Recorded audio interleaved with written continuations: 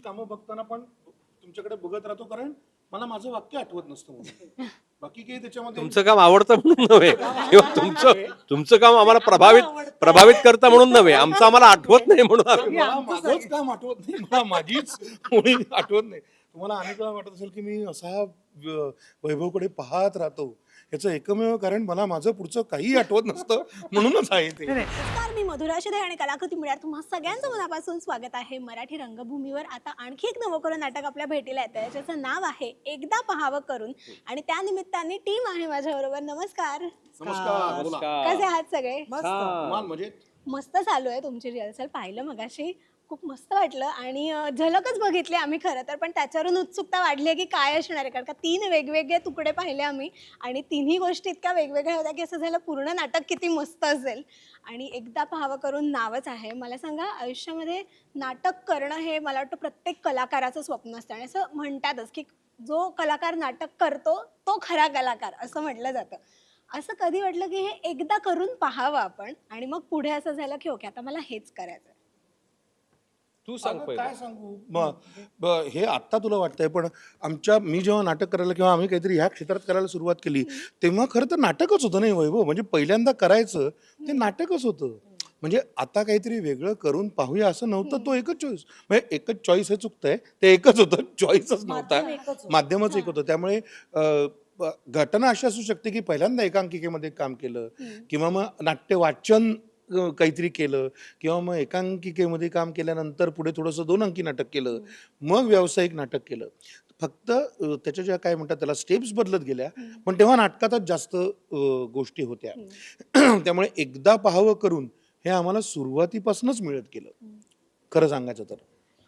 बाकी एकदा पहावं करून ही गंमत मला असं वाटतं वैभवलाही तेच जाणवेल, की प्रत्येक नवीन नाटकाच्या वेळेला ते जाणवतच राहतं की आता हे नाही तर ते. म्हणजे काम एका मर्डरवाले कुलकर्णी झाल्यानंतर पुन्हा एकदा पहावं करून बघावं असं वाटणं, किंवा वाडा चिरेबंदी झाल्यानंतर बरीच वर्ष ते नाटक सातत्याने आणि निगुतीने त्यांनी केल्यानंतर की नाही आता मर्डरवाले कुलकर्णी करून बघूया हे वाटणं, हे मला असं वाटतं की हे त्याच्यातल्या नटाला त्यांनी प्रत्येक वेळेला जागं करण्यासारखं आहे, किंवा कुठल्याही कलाकारांनी. की खरं खरं सांग सारखं विनोदी नाटक केल्यानंतर तुला वाटत राहतं की अरे आपल्याला नकळत सारेसारखं एखादं नाटक करून बघायला पाहिजे, आणि त्याच्यात दिग्दर्शकाने तुमच्यावरती विश्वास ठेवणं ही त्याच्यापेक्षा पुढची महत्वाची गोष्ट असते की हा रोल हा नट करू शकेल. त्यामुळे त्या तशा अर्थाने ते एकदा पाहावं करून आहे माझ्यासाठी तरी. Okay sir. अगं तू सांग. हां. एकदा पाहावं करून हे जे नाटकात आहे ते लफड्या संदर्भातच आहे. ते मी शेवटी जेव्हा म्हणतो की जोपर्यंत संधी मिळत नाही तोपर्यंत सगळे संत असतात, नाहीतर सगळे काय म्हणतो आपण त्याला, हां म्हणजे नाहीतर ते सभ्य असतात. तर मला वाटतं एकदा पाहावं करून हे त्या अर्थानेच आहे. एकदा पाहावं करून चांगल्या अर्थाने लोक किती घेतात? फार कमी घेतात. म्हणजे आता माझ्या बद्दल सांगतो मी. म्हणजे चित्रकलेचा जेव्हा विषय येतो तेव्हा मी एकदा पाहावं करून म्हणून ते करायला घेतलं, आणि मग मला त्याच्यात गोडी निर्माण झाली. किंवा अनेक वेळेला असं होतं की लोक जिमला जातात नाही का, एकदा जाऊन तर पाहूया बघू काय होतं ते. तर त्याची एकदा पाहिल्यानंतर त्याची गोडी जी लागणं जी आहे ना, ती चांगल्या बाबतीत फार कमी घडते, वाईट बाबतीमध्ये जास्त घडते. एकदा पाहावी पिऊन म्हणून पितात आणि मग ते पितच राहतात लोक. तर त्या अर्थाने ते एकदा पाहावं करून असावं की काय मला माहित नाही, पण ह्या नाटका संदर्भात मात्र तेच आहे की एकदा लफडं करून पहा आणि मग त्याचे काय भोगायला लागतात परिणाम. हा हा हा हा. आणि त्या संदर्भात ते आहे असं मला वाटतं. हो. पण तुमची नाटकाची सुरुवात म्हणजे तुमचं कसं झाली ती सुरुवात, की असं कधी की एकदा आपण बघूयात करून आपल्याला नाही, आवडतंय पण आणि तुला मग सांगू, कलेच्या संदर्भात एकदा पाहावा करून असं होत नाही. ते तुमच्यात असतं किंवा नसतं. हां, ते ते तुम्ही करून नाही. तुम्ही ते छोटं, छोटं, छोटं, छोटं करत जाता, आणि मग ते ते कधी त्यातनं काहीतरी फुलतं हे तुम्हाला सांगता येत नाही. म्हणजे मी नकला करून पाहत होतो, आणि मग नकला करता, करता, करता मग त्याच्यातून कुठेतरी अभिनेत्याला पण खतपाणी मिळत गेलं, आणि मग मी अभिनेता झालो. ही प्रोसेस आहे. ती एकदा पाहावं करून म्हणजे एकदा आपण काय गाडी चालवून पाहावी किंवा एकदा आपण कुठेतरी जाऊन पाहावं किंवा एकदा पोहून पाहावं, पाण्यात जाऊन पाहावं असं नाही आहे ते. तर ते कलेच्या संदर्भात एकदा पाहावं करून असं नाही होत. हां. भार्गवीताई? मला पण असंच वाटतं, की असं कला कुठलीच एकदा पाहावं करून नाही. ती तुम्ही करत राहता आणि ती करत राहता म्हणून तुम्ही एक कलाकार म्हणून लोकांपर्यंत पोहोचत राहता. एकदाच मी केलं तर त्यांनी होणार नाही. पण या नाटकातली मजा नक्कीच आहे, जसं वैभव म्हणाला तसं. एकदा पाहावं लफडं करून जर असा आपण नाटकाचा थॉट घेतला, की काय आहे? तर तसंच प्रत्येक माणसाला वाटत असतं, की आपल्या आयुष्यात एक मोनोटोनी आली तर काहीतरी मला वेगळं बघायचंय करून. या झोननीच आहे ते, पण ते वेगळं तुम्ही पॉझिटिव्ह करताय का निगेटिव्ह ते तुमच्यावर अवलंबून असतं. मी एकदा पाहावं करून वेगळ्या अँगलनी म्हणेन, की मला असं आयुष्यात जर काही करावंसं वाटलं असतं, तर ते काहीतरी नक्कीच मी चांगल्या अर्थाने केलं असतं आणि त्यातनं मला पुढे त्यातनं आवड आहे म्हणूनच केलं असतं. तर माझ्या दृष्टीने नाटक करणं एकदा पाहावं करून असूच शकत नाही. That is my life. This is where I live. त्यामुळे माझं आयुष्य एकदा पाहावं करून पेक्षा नेहमीच करावं बघून असं क्या बात वाटतंय. आहे. अभिषेक? अ, माझ्यासाठी एकदा पाहावं करून जर मी असा विचार केला तर या नाटकात काम करणं हे खरं तर एकदा पाहावं करून सारखं सोपं नाहीये किंवा कुठलीही कला हे सगळे म्हणले तसे. पण आपल्या नाटकाचं नाव ते, त्यामुळे मी असं म्हणेन की मला अशा प्रकारच्या नाटकात या दिग्गजांबरोबर ज्यांची कामं मी आधीपासून बघितलीत, खूप आधीपासनं सरांची नाटकं बघितली आहेत, वाचली आहेत. तर हे सगळं माझ्यासाठी एकदा पाहावं करूनच आहे. आणि याआधी मी जे काय शिक्षण घेतलं तेव्हा मी ठरवलं की आपण आर्किटेक्चर करू. पण ते करत असताना माझ्या लक्षात आलं की तो कोर्स सोपा नसतो, तो नभसकी 5 वाटली. वर्षाचा असतो. तसंच या नाटकाचं आणि ओव्हरऑल नाटकाचंही मला तसंच वाटतं, सगळ्याच नाटकांचं, की ते सोपं नसतं. त्यामुळे हे करून बघताना मला सगळ्यांकडनं हे कळतंय आत्ता, की कॉमेडी नाटक जरी असलं, ते वरवर दिसत जरी साधं सरळ असलं, तरी त्याच्यामागे कष्ट आहेत, डिटेलिंग आहे. त्याच्यामागे ते लाईटली घेण्यासारखं नाहीये. त्याच्यामुळे एकदा पाहावं करून, पण ते कायम करा, असं त्याचा मागचा मी अर्थ घेतलाय. क्या बात आहे. तर आत्ता जसं अभिषेकने सांगितलं, की तोही अनेक जणांकडून शिकतोय किंवा आत्ता या नाटकाच्या निमित्ताने तुमच्याकडून अनेक गोष्टी शिकतोय. मला तुम्हाला आवडेल विचारायला, अनेक वर्ष तुम्ही नाटकामध्ये काम करताय आणि मला वाटतं जो एक नाटक वेडा जो कलाकार असतो ना, तो प्रत्येक खूप बारीक-सारीक गोष्टींचं ऑब्झर्वेशन करत असतो. कारण का मला वाटतं ती सुरुवात तिथूनच असते, की सगळ्याच गोष्टी शिकायच्या असतात, बघायच्या असतात आणि त्या सगळ्या प्रोसेसमध्ये आपल्यावर कळत-नकळत चांगल्या विचारांचे म्हणा किंवा अभिनयाचे म्हणा, असे छान संस्कार होत असतात. आत्तापर्यंत तुम्ही जितकं काम केलेलं आहे रंगभूमीवर, त्या सगळ्या कारकिर्दीमध्ये तुम्हाला काय वाटतं? असे कोणते कलाकार तुम्हाला वाटतात, की ज्यांच्याकडे बघत तुम्ही पुढे आलात किंवा तुम्हाला असं वाटतं, की हो ह्यांचा माझ्यावरती खूप प्रभाव पडला आहे? अगं कितीतरी आहेत. म्हणजे असा प्रश्नच नाही आहे. म्हणजे पूर्वसुरीन आपल्याकडे इतकी समृद्ध परंपरा आहे अभिनयाची. अ, अग कुठलं सांगू तुला मी? म्हणजे विक्रम गोखल्यांकडे बघायचं का मोहन जोशी काकाकडे बघायचं का संजय मोनेकडे बघायचं का अतुल परचुरेकडे बघायचं म्हणजे आमच्या थोड्याशा आधीच्या पिढीचे किंबहुना का वैभव मांगलेकडे बघायचं का प्रशांत दामल्यांकडे बघायचं प्रत्येकाकडनं काही ना काहीतरी घेण्यासारखं आहे. निर्मिती मावशी आहे, निर्मिती सावंत आहेत, सुहास जोशी आहेत, रीमाताई होती, भक्तीबाई होत्या, स्मिता तळवळकर होत्या. या सगळ्यांकडनं काही ना काहीतरी बारीक सारीक गोष्टी मिळतच राहिल्या आहेत. आणि नुसतं कलाकार म्हणून नाही तर मला असं वाटतं की आजूबाजूच्या म्हणजे आज शरद पंक्षीसारखा एक नट आहे की जो एक पुरुषसारखं नाटक आत्ता करतोय. तर मला असं वाटतं की दुसऱ्याचं काम जाऊन बघणं हीच गोष्ट शिकण्यासारखी आहे. मी सगळी नाटकं बघतो आणि म्हणून तुला मी सांगतो की आज वरवरचे वधूवर बघायला गेल्यानंतर सुद्धा मला असं वाटतं की काहीतरी शिकायला मिळतंय. मी अमर फोटो स्टुडिओ बघायला आलो तेव्हा पण मला वाटलं अरे अमेय वाघकडनं हे शिकण्यासारखं आहे, ह्याच्याकडनं हे शिकण्यासारखं आहे, त्याच्याकडनं ते शिकण्यासारखं आहे. उमेश आणि प्रियाचं नाटक चालू आहे. सो आणि कोणाचं नाव घ्यायचं राहून जाऊ नये म्हणून मी सगळी नावं घेतो असा माझा मुद्दा नाही आहे. याही पेक्षा महत्त्वाचं आहे त्याच्यामध्ये की कोणाबरोबर तुम्ही काम करता, की काय दिग्दर्शक म्हणून तुम्हाला दिग्दर्शकांनी पण काय दिलं, हे सगळं एकत्र घेऊनच ॲक्टर होतो ना. म्हणजे आज प्रतिमा कुलकर्णींकडे काम करताना सूर्याची पिल्लीमध्ये एक वेगळ्या पद्धतीचं दिग्दर्शन आहे. विजय केंकरे नटाकडनं वेगळं काम करून घेतात, चंद्रकांत कुलकर्णी वेगळं काम करून घेतात, राजेश देशपांडे असतील, मंगेश कदम स्वतः दिग्दर्शक म्हणून वेगळं काम करून घेतात. I am very lucky. मी अतिशय भाग्यवान समजतो स्वतःला की ह्या नाटकात म्हणजे नाट्य क्षेत्रात काम करणाऱ्या बहुतांशी चांगल्या दिग्दर्शकांबरोबर, बहुतांशी चांगल्या निर्मात्यांबरोबर, बहुतांशी चांगल्या नटांबरोबर मला काम करण्याची संधी मिळाली आणि नुसती एकदा नाही तर 2-2, 3-3 वेळा मिळाली. तर ती एक गोष्ट मला असं वाटतं की तू म्हणतेस ना की ह्याच्याकडनं येतं तसं खरंच खूप आहेत ग. म्हणजे अनेक वेळा लोक म्हणतात ना की अरे विक्रम गोखल्यांनी घेतला पॉज, तुम्ही घेऊन दाखवा त्यांच्यासारखा. तुम्हाला तो पॉज वर्क करता येतोय का? त्या पॉजमध्ये विक्रम काका जी इमोशन लोकांपर्यंत उसळवून पोचवायचा ते आपल्याला येतंय का?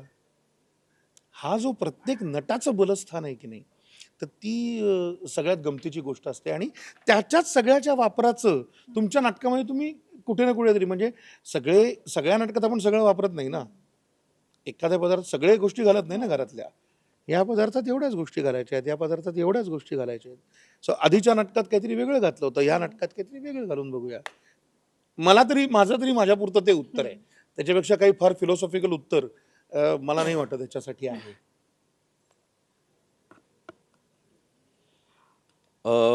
बरोबर आहे की प्रभाव पडतो का किंवा तुम्ही कुणाला फॉलो करता का? तर मला असं वाटतं मी कुणाला फॉलो नाही करत. माझ्यावर कुणाचा प्रभाव पडतो का आणि याच्यातलं माझ्याकडे हे असायला पाहिजे का असं मला अजिबात कधी वाटत नाही. मला त्या नटाचा त्या कामाचा जो प्रभाव आहे ना एकूण त्याने पाडलेल्या भूमिकेमध्ये तो मला फार अट्रॅक्ट करतो. म्हणजे नकळत सारे घडले म्हणजे विक्रम काका जे काम करत होता ना ते अजून माझ्या लक्षात आहे. त्या कामाचा प्रभाव लक्षात आहे.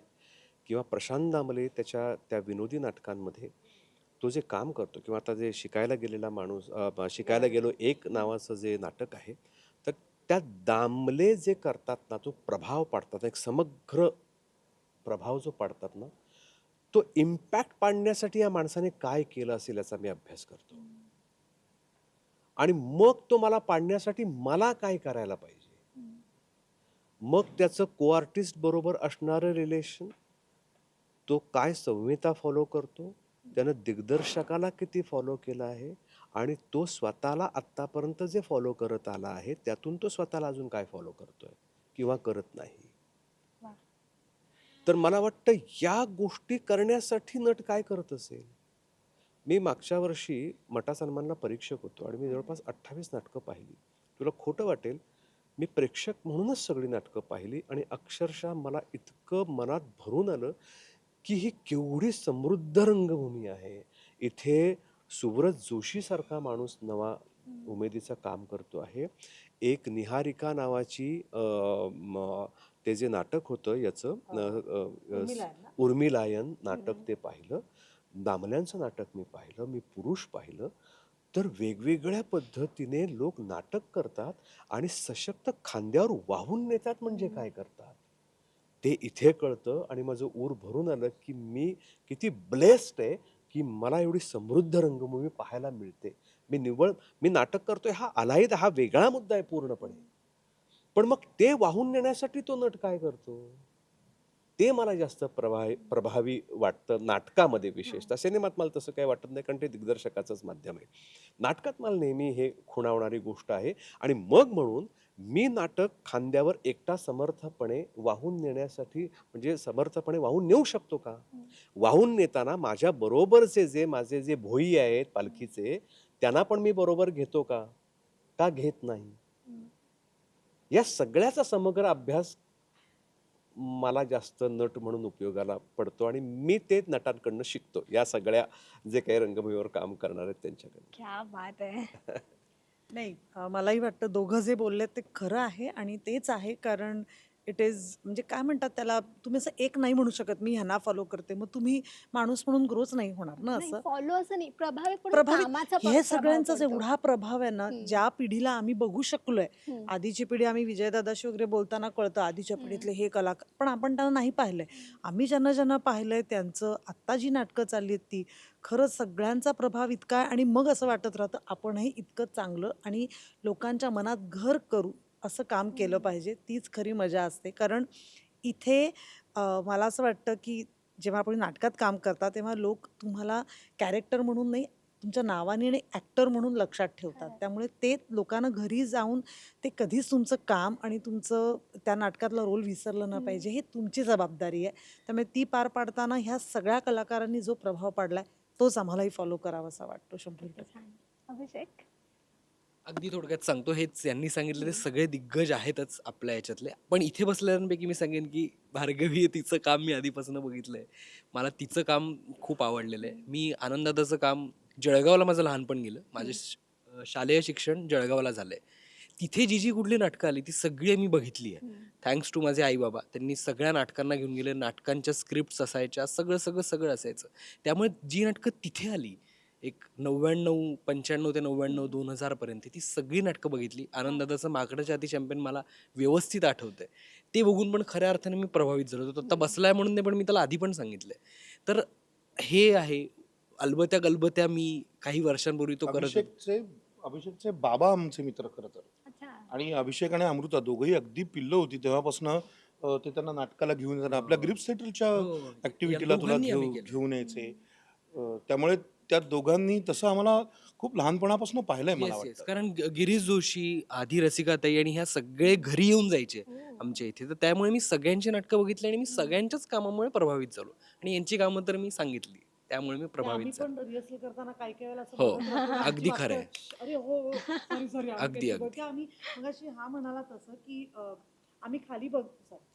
आम्ही खाली सीन बघत असतो या दोघांचे आणि मग अचानक आम्ही एकमेकांना एंट्री आली हा आणि धावत येतो आम्ही. सो हे आम्हाला इथे हेही शिकण्यासारखं आहे. आणि आमच्या नाटकाचा दिग्दर्शक जो आहे तो एक स्वतः चालती बोलती युनिव्हर्सिटी आहे. त्यामुळे ती आम्हाला सतत काही ना काहीतरी तो वेगळं सांगतच असतो. So it's all- दिग्गज सगळे यांनी सांगितलं तेच. हा, मग दिग्गज हा शब्द फार मोठा आहे रे. मी तुमची कामं बघताना पण तुमच्याकडे बघत राहतो, कारण मला माझं वाक्य आठवत नसतं म्हणून. बाकी काही त्याच्यामध्ये तुमचं काम आवडतं म्हणून नव्हे, किंवा तुमचं काम आम्हाला प्रभावित करता म्हणून नव्हे, आमचं आम्हाला आठवत नाही म्हणून आम्ही- मला माझंच काम आठवत नाही, मला माझीच कोणी आठवत नाही. तुम्हाला अनेक वेळा वाटत असेल की मी असा वैभवकडे पाहत राहतो. याचं एकमेव कारण मला माझं पुढचं काही आठवत नसतं म्हणूनच आहे ते. नाही, आम्हाला आठवत असतं, आम्ही तुमचं काम बघत असतो. एक छोटंसं अगदी ऍड करतो की दादाने जसं सांगितलं की त्यावेळी नाटक होतं. म्हणजे या क्षेत्रात आल्यानंतर नाटक आहे, नाटक बघायचं, नाटकात काम करायचं. आत्ता आमच्याकडे भरपूर ऑप्शन्स आहेत. म्हणजे वेब सिरीजसाठी विचारणा होत असते, एकीकडे कुठले तरी हे असतात, ते असतात, सिनेमा असतो, सगळं असतं. पण या सगळ्यामध्ये मला आनंद याचा झाला की या सगळ्यामध्ये नाटकामध्ये जी प्रोसेस असते, म्हणजे या सगळ्यांचं आणि आमच्या याच्यातल्या सगळ्यांचंच, की नाटक पात्र असल्यानंतर ते सुरुवातीपासून शेवटपर्यंत कसं फुलवत न्यायचं, ही जी सगळी पूर्ण हा जो आर्क आहे, तो सगळा आर्क आत्ता मला बघायला मिळतोय. त्याचा एक वेगळा आनंद आहे. क्या बात आहे. तेच माणूस म्हणून इथेच प्रश्नच नाही. घडतो तो, कलाकार म्हणून Correct. सुद्धा आणि माणूस म्हणून सुद्धा इथेच घडायला सुरुवात होते. फार मस्त वाटलं मला गप्पा मारून. आणि खूप जण आहेत अजून गप्पा मारायला, त्याच्यामुळे पण थँक्यू सो मच की तुम्ही रिहर्सल मधून सुद्धा वेळात वेळ काढून गप्पा मारल्या. थँक्यू. आणि या नाटकासाठी आणि पुढच्या सगळ्या प्रयोगांसाठी आणि तुमच्या इतर सगळ्या प्रोजेक्टसाठी wish you all the very best. Thank you. धन्यवाद. नाटक बघायला नक्की या. रसिका हो, कलाकृती मीडिया म्हणजे मनोरंजनाची लयलूट. मनोरंजन क्षेत्रातील किस्से व घडामोडींचा आस्वाद घेण्यासाठी कलाकृती मीडिया या यूट्यूब चॅनलला सबस्क्राईब करा आणि व्हिडिओ लाईक करा.